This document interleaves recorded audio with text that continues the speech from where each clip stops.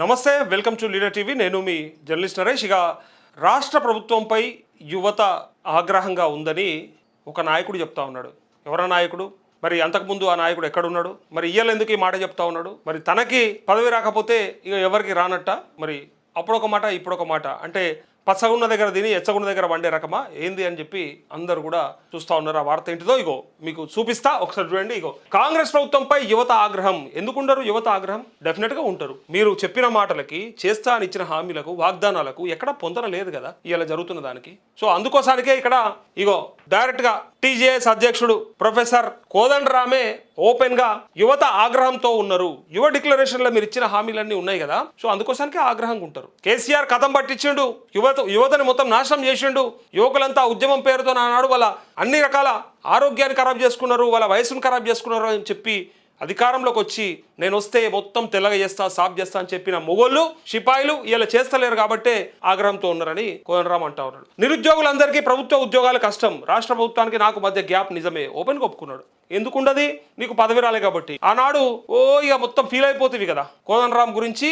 అందరూ మాట్లాడుతున్నారు. మరి అన్న సర్పంచ్ అన్న గెలిచిన మొకమా అని బరాబర్ అడిగిండు కేసీఆర్. తప్పేముంది అలా? అని అడిగిన దాంట్లో తప్పేముంది నాకు అర్థం కాలే. ఒక ప్రజాప్రతినిధి అయితే కొంతమంది ఓట్లేస్తే గెలిస్తే అప్పుడు దానికి విలువ వస్తుంది, నీ మాటకు విలువ ఉంటుంది.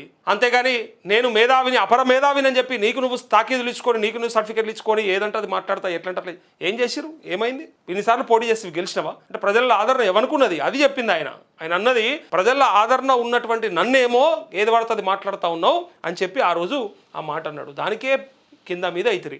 ఇలా రేవంత్ రెడ్డి ఏమి ఇచ్చా? నీకు వచ్చానా? ఎమ్మెల్సీ పదవి ఇచ్చానా? ఇస్తే వచ్చానా? గవర్నర్ కోటాలో ఏమైంది? అది ఎక్కడుంది? అది ఎందుకు ఆగిపోయింది? మళ్ళా రేవంత్ రెడ్డి చెప్తాడు నేను ఎప్పుడంటే అప్పుడు చేసుకోగలుగుతా, నేను నా చేతుల పని అది ఎంతసేపు అంటివి. ఏమేమో మరి ఇప్పటిదాకా నేను ఏదైనా చేస్తా అంటివి కదా, ఎందుకో చేయలేకపోతే. అందుకే ఈయన ఇలా అంటే కోదండరాం ఎంత తప్పుడు విధానంలో పోతున్నాడు, ఎంత తప్పుడు ఆలోచనలతో ఉన్నాడు అనేది ఒకసారి దీన్ని బట్టి ఆలోచించండి. ఆనాడు ఉద్యమంలో కూడా ఆయనను ముందర పెట్టింది కేసీఆరే. అదెరకలేక కొంతమంది సన్నాసులు ఆడోడు మోపై మాట్లాడతారు. మొత్తం కోదండరాంతోనే అయింది జేఏసీ ఫార్మింగ్. సో జేఏసీ అంతా కోదండరాం వల్లనే ముందర ఉండే, అందుకోసానికే తెలంగాణ వచ్చిందని చెప్పి మాట్లాడతారు. అసలు జానారెడ్డి ఇంటికి పోయి మాట్లాడి ఆయనను ముందర పెట్టించిందే కేసీఆర్. ఇది ఎరకలేనోడు ఇక 100 మాట్లాడతాడు. చరిత్ర తెలియదాయ మనకు, తెలియదాయ వాడు చెప్తే ఈయనమాయ మనం. ఇట్లా ఆయన ఒప్పుకున్నాడు లేదా కూడా ఈ వార్తలు ఉంటుంది. ఒకసారి చూడండి. ఇగో కేసీఆర్ కృషితోనే జేఏసీ ఏర్పాటు, తెలంగాణ జనసమితి అధ్యక్షుడు ప్రొఫెసర్ కోదండరాం వెల్లడి అన్నాడులా. అయిపోయిందా? చూడుర్రిగా కాంగ్రెస్ ప్రభుత్వంపై రాష్ట్ర యువత తీవ్ర ఆగ్రహంతో ఉన్నారని తెలంగాణ జనసమితి అధ్యక్షుడు ప్రొఫెసర్ కోదండరాం చెప్పారు. ఆయన ఓ యూట్యూబ్ ఛానల్కి ఇచ్చిన ఇంటర్వ్యూలో తాజా రాజకీయ పరిణామాలు, సమకాలీన అంశాలపై స్పందించారు. ఏడాదికి 2 లక్షల ఉద్యోగాలు ఇస్తామని అసెంబ్లీ ఎన్నికల సమయంలో కాంగ్రెస్ ఇచ్చిన హామీ మాట వాస్తవమని అన్నారు. నాడు కాంగ్రెస్ జాబ్ క్యాలెండర్ కూడా ప్రకటించిందని గుర్తు చేశారు. అయితే వర్గీకరణ అంశంతోనే జాబ్ క్యాలెండర్ గాడి తప్పిందని పేర్కొన్నారు. కొత్తగా 40,000 ఉద్యోగాలు భర్తీ చేస్తామని ఇటీవల ప్రభుత్వం చెప్పిందని, అయితే యువతల అసంతృప్తి తీవ్ర స్థాయిలో చేరడం వల్లే ఈ నియామకాల అంశాన్ని తెరమీదకి తెచ్చిందని వెల్లడించారు. అందరికీ ఉద్యోగాలు ఇవ్వడం అసాధ్యమని, నిరుద్యోగులందరికీ ప్రభుత్వ ఉద్యోగాలు సాధ్యం కాదని కోదండరాం తేల్చి చెప్పారు. మరి పీకని చెప్పారు. అప్పుడు కేసీఆర్ నాశనం పట్టిండు, కేసీఆర్ ఖరాబ్ చేసిండు. అందుకే మేము కాంగ్రెస్తో పొత్తులో ఉన్నాం. ఖచ్చితంగా అధికారంలోకి వచ్చినాక ప్రజాపాలన వస్తుంది, అందరికీ కూడా ఉద్యోగాలు వస్తాయి. ఎక్కడ పోయింది ఇలా అని ప్రజలు అడుగుతున్నారు. ఉద్యోగాల కోసం ఎదురు చూస్తున్న ఉద్యోగార్థులు అడుగుతున్నారు, నిరుద్యోగులు అడుగుతున్నారు. ఏంది? ఆనాడు ఏం చెప్పినావు, ఇవాళ ఏం చెప్తున్నావు? ఇలా నాకేం సిగ్గు లేదన్నట్టు అయిపోయాయి. జిడిగింజ సిగ్గు లేదంటే నాకేం సిగ్గు, నేను నల్లగానే ఉన్నా అని చెప్తున్నట్టుందట. ఇగో రాష్ట్రంలో ఎన్ని ఖాళీలు ఉన్నాయో గుర్తించి వాటినే ప్రణాళికాబద్ధంగా భర్తీ చేయాలని డిమాండ్ చేశారు. మరి ఆ రోజు కేసీఆర్ ఇస్తలేడు, ఎందుకు ఇయ్యాడు? ప్రభుత్వ ఉద్యోగాలు ఎందుకు ఇయ్యరు అంటే ఆనాడు కేటీఆర్ చెప్పినా ఎవరు చెప్పినా మీకు నచ్చలే, మింగుడు బల్లే. అందరికీ ప్రభుత్వ ఉద్యోగం ఇవ్వడం అనేది అసాధ్యము అంటే, ఆహా మీ ఇంట్లో 4 ఉద్యోగాలు వస్తే సరిపోయినా, మీరు మంచుకుంటే సరిపోయినా అని మాట్లాడిన వాళ్ళు మరి అందరికీ ఇస్తామని చెప్పి ఇలా సిపాయి లెక్క వస్తారు కదా ముందరికి. మరి ఈ సిపాయితనం అంతా యాడున్నది ఇలా? ఎందుకైతే లేదు మనతోని? ఇగో ఏడాదికి 2 లక్షల ఉద్యోగాలు ఇస్తామని మేము ఎక్కడా చెప్పలేదు, రాబోయే 3 ఏళ్లలో 2 లక్షల ఉద్యోగాలు ఇస్తామన్నామంటూ సిగ్గులేదా వీళ్ళకు? లేకపోతే తెలవదా? లేకపోతే కామన్ సెన్స్ ఉండదా? ఇలా ఇంత క్లియర్గా ప్రియాంక గాంధీ నోటి నుంచి చెప్పించినటువంటి ఈ వార్త, ఈ మాటను కూడా ఇలా తప్పుపడుతున్నారు అంటే ఒకసారి చూడండి. ఇగో వాళ్ళు చెప్పిన మాటనే కదా, ఎవడో చెప్పింది కాదు, దానయ్య చెప్పినటువంటి మాట కాదు ఇది. ఒకసారి చూడండి. ఇగో ఇంత క్లియర్గా ఎంప్లాయ్మెంట్ గురించి వాళ్ళే. ఇగో ఉందా ఇక్కడ 2 lakh vacancies in state government sector to be filled up in a year. ఒకటే సంవత్సరంలో మీరు మళ్ళీ సంవత్సరం 2 లక్షలు అంటే 10 లక్షల ఉద్యోగాలు మీతో కాదు, మీ తాతతో కూడా కాదు. కాకపోతే నేను అనేది ఏంటంటే సంవత్సరంలోనే 2 లక్షల ఉద్యోగాలు ఇస్తామని చెప్పి ఆనాడు సర్వనగర్ స్టేడియంలో మరి డిక్లరేషన్ ఎందుకు ఇచ్చారు? ఎవడు ఇవ్వమన్నాడు? మేనిఫెస్టోలో ఎందుకు పెట్టుకున్నారు? పైగా ఇవాళ ఏం చెప్తారు, ఇక అది అసాధ్యం అని చెప్పడానికి దొంగేషం వేస్తూ ఉండి ఇగో మేము ఇస్తామని అనలేదు అని అంటారు. ఎంత అబద్ధం మాట మాట్లాడుతారు. ఇటీవల టీపీసీసీ అధ్యక్షుడు మహేష్ కుమార్ గౌడ్ అన్నారు కదా అంటే ఆయన యాంకర్ ప్రశ్నిస్తే కోదండరాం బదిలిస్తూ మహేష్ కుమార్ గౌడ్ ఏమన్నారని కాదని ఏటా ఉద్యోగాల భర్తీకి ప్రణాళిక అవసరం ఉందని దాటవేసే ప్రయత్నం చేశారు. ఉద్యోగాల భర్తీ కోసం యువత ఎదురుచూపులతో కాలం వెల్లదీస్తుందని ఆవేదన వ్యక్తం చేశారు. ఉద్యమ ఆకాంక్షల సాధనకు రాష్ట్ర ప్రభుత్వానికి పకడ్బందీ వ్యూహం అవసరమని సూచించారు. తెలంగాణ స్వప్నాన్ని ఇంకా సాకారం చేసుకోవాల్సి ఉందని అభిప్రాయపడ్డారంటూ ఇంకా సాకారమా, ఇంకా మిమ్మల్ని నమ్ముతారా? ఇంకా ఒకనాడు తెలంగాణ ఉద్యమంలో పాల్గొన్నటువంటి యువత 1000 కళ్ళతో ఎదురు చూసింది, 1,000,000 ఆశలతో ఎదురు చూసింది. నీళ్లు నిధులు నియామకాలని చెప్తే నిజంగా మా అందరికీ ఉద్యోగాలు వస్తే మేమంతా బాగుపడతాం, మా బతుకులు బాగైతాయి, మాయి కాకపోయినా వచ్చే తరమన్నా బాగుపడుతుందని చెప్పి ఆనాడు కష్టపడి కొట్లాడితే ఇవాళ వాళ్ళకి ఏమిచ్చిండ్రా? మన్ను బూడిది. ఏమొచ్చిందా? ఏం మిగిలిందా? ఏం చేసిర్రు?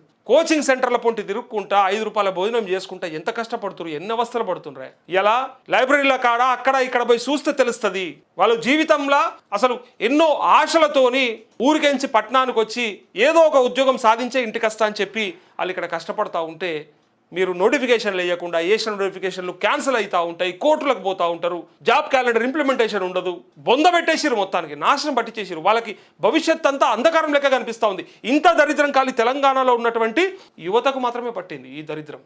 ఎక్కడ లేదు, నాకు తెలిసి ప్రపంచంలో ఎక్కడ లేదు. ఎందుకంటే ఆనాడు ఉద్యమం కోసం వాడుకొని అన్ని పార్టీలు వాడుకున్నాయి. ఇలా నీతులు చెప్తాయి. నేను బీఆర్ఎస్ కూడా చెప్తా ఉన్నా, ఎవరైనా ఒకటే. ఉద్యమం కోసం ఆనాడు తెలంగాణ యువతను వాడుకొని, నిరుద్యోగులను వాడుకొని, విద్యార్థులను వాడుకొని గద్దెనెక్కి కూర్చున్నాక వాళ్ళకి ఎగబెట్టిర్రు, వాళ్ళని బొందబెట్టిర్రు, వాళ్ళని ఆగం చేసిండ్రు. ఇలా నీతులు చెప్తున్నారు. మేము ఇస్తామని చెప్తారు కదా, మరి ఏమాయ అంటే లేలే ఇంకా కళ సాకారం కావాలి. ఇంకేం కళనాయ? మీ జీవితాలు అయిపోతున్నాయా? జీవితాలు ఆగమైపోతున్నాయి వాళ్ళవి, విద్యార్థులవి. భవిష్యత్ ఏం కనిపిస్తలేదు వాళ్ళకి. ఎందుకంటే ఒక రాజ్యం, ఒక రాష్ట్రం, ఒక ప్రభుత్వం, ఒక వ్యవస్థకి ఇట్లా ఏడిస్తే వాళ్ళ బతుకులు ఏం కావాలో చెప్పుండ్రి. ఇంకా ఇగో రాష్ట్రంలో అపసవ్యంగా వ్యవస్థ, మరి పీకది కొన్నావన్లా వాళ్ళతోని అని ప్రజలు అడుగుతారు. వాళ్ళకి సమాధానం చెప్పిగా రాష్ట్రం దేశ రాజకీయాల్లో సరళీకరణ ప్రభావంతో అన్నింటినీ ప్రైవేట్ కప్పయిపోయే ప్రయత్నంలో వ్యవస్థ అపసవ్యంగా సాగుతున్నదని కోదండరాం ఆందోళన వ్యక్తం చేశారు. కాంట్రాక్టర్లకు అట్లే ప్రైవేట్ కంపెనీలను ప్రమోట్ చేయడం రాజకీయాల్లో ప్రధానంగా ముందుకు వస్తుందని అభిప్రాయపడ్డారు. ప్రజల కేంద్రంగా సోషలిస్టు దృష్టికోణాన్ని రావాల్సి ఉన్నదని చెప్పారు. తెలంగాణ జనసమితి రాజకీయాలలో వెనుకబడింది నిజమే అని ఆయన ఒప్పుకున్నారు. ఎందుకు వెనుకబడది? నువ్వు ఎప్పుడు చూసినా నీ పని గదేనే, నీ పని గదే ఉన్నది కాబట్టే ఇవాళ వెనుకబడ్డది. పార్టీ పెట్టి ఎమ్మెల్సీ పదవి తీసుకోవడం సబబు అనిపిస్తుందా అని ప్రశ్నించగా తన అస్తిత్వాన్ని గుర్తించి కాంగ్రెస్ గవర్నర్ కోటాలో ఎమ్మెల్సీగా నామినేట్ చేసిందని సమర్థించుకున్నారు. ఏం చేసినవే అసలు నువ్వు? ఆనాడు ముందరుండి నేనే ముందర అట్టివన్నీ కూడా పెట్టుకుంటారు అందరు, అన్నిసార్లు గట్టాడు. నువ్వేమనుకున్నావు అంటే ఇప్పుడు సేమ్ కోదండరాంకి సంబంధించి మంచి ఉదాహరణ ఏంటిదంటే, ఎడ్ల బండి కింద కుక్క పోతుంటే కుక్క అనుకుంటుందట నేను కుక్కతో పోలిస్తలేను. ఒకనాడు కేసీఆర్ చెప్పింది, ఒకనాడు వేరేటోళ్ళు చెప్పిన ఉదాహరణ చెప్తా ఉన్నా, బయట ప్రజల జనబాహుల్యంలో ఉన్నటువంటి ఉదాహరణ చెప్తా ఉన్నా. కుక్క ఏమనుకుంటుందట, బండిని మొత్తం నేనే గూస్తున్నా అనుకుంటుందట. ఎడ్లు గూస్తుంది చూడదు, అది దానికి ఎందుకెళ్ళి పోకుండా అది నేను గూస్తున్నా, ఈ బండి నాతోనే వస్తుంది అనుకుంటుందట. నాయకుడు అంటోడు ముందరుండి వెనకకెళ్ళి జనాలని తీసుకుపోయేటోడు కావాలి, ఏదన్నా ఒక ప్రయత్నం వైపు, ఒక ఉద్యమం వైపు, ఒక నిర్మాణం వైపు. కాకపోతే అందరు కలిసి నేను ముందర పెట్టిర్రు, అది కూడా అర్థం చేసుకోకపోతే ఎట్లనే? నువ్వు వాళ్ళని తీసుకపోలే, వాళ్ళంతా తెచ్చి నిన్ను ముందర పెట్టిర్రు. కొంతమంది అయితే దిష్టి బొమ్మ లెక్క పెట్టినామని అంటా ఉన్నారు. ఎందుకంటే అట్లా పెట్టాల్సి వచ్చింది కదా, నడిమిట్లా అందరూ ఒప్పుకోవాలంటే మరి ఎవరినో ఒకరిని పెట్టాలి కదా అని చెప్పింటామని అంటారు. ఇంత తీవ్రంగా మాట్లాడుతున్నారు. అయినా నేను ఎప్పటికి కూడా నాకేమీ ఆయన మీద వ్యతిరేక భావం లేదు, నాకు అవసరం కూడా లేదు. కాకపోతే ప్రజలలో ఉన్నటువంటి మాట చెప్తా ఉన్నా. అయితే ఇక్కడ అయితే ఇందులో ఇబ్బంది ఏముందంటూ ఎదురు ప్రశ్నించారు. కాంగ్రెస్ గ్రాఫ్ పడిపోయిందని తెలంగాణ జనసమితి పార్టీ నాయకులు అసంతృప్తి ఉన్నమాట వాస్తవమేనని అంగీకరించారు. మున్సిపల్ ఎన్నికల తర్వాత తమ అసంతృప్తిని ప్రభుత్వానికి చెప్పాలని నిర్ణయించినట్టు వెల్లడించారు. ప్రభుత్వంతో గ్యాప్ ఉన్నమాట వాస్తవమేనని స్పష్టం చేశారు. కాంగ్రెస్ నేతల మధ్య ఈ సమస్య ఉంది కదా అంటూ సమర్థించుకున్నారు. ఇంకా చూడు ఇంకేమంటాడు. నాడు కేసీఆర్ చొరవతోనే జేఏసీ 2009 నవంబర్ 28న కేసీఆర్ దీక్ష చేస్తే ఓయూ విద్యార్థులు చలో అసెంబ్లీకి పిలుపునిచ్చారని కోదండరాం గుర్తు చేశారు. సుశీరా 2009 నవంబర్ 28న కేసీఆర్ దీక్ష చేస్తే ఓయూ విద్యార్థులే చలో అసెంబ్లీకి పిలుపునిస్తే కేసీఆర్ దీక్ష కొనసాగుతుండగానే డిసెంబర్ 9న తెలంగాణ ప్రకటన వచ్చిందని వివరించారు. ఏపీలో అంతా కలిసి పోరాడి తెలంగాణ ప్రకటనను అడ్డుకున్నారని గ్రహించిన కేసీఆర్ ఉమ్మడి వేదిక ఉంటేనే తెలంగాణ సాధించవచ్చని జేఏసీ ఏర్పాటుకు పూనుకున్నట్టు తెలిపారు. నాడు జానారెడ్డిని కలిసి జేఏసీ ఏర్పాటు నిర్ణయాన్ని తెలుపగా కేసీఆర్ ప్రతిపాదనకు కాంగ్రెస్, బీజేపీ, టీడీపీలు అంగీకరించాయని వెల్లడించారు. కేసీఆర్ చొరవతోనే నాడు కళింగ భవన్లో జేఏసీ ఏర్పాటు చేస్తున్నట్టు ప్రకటించామని వెల్లడించారంటూ ఓపెన్గా చెప్పిండా.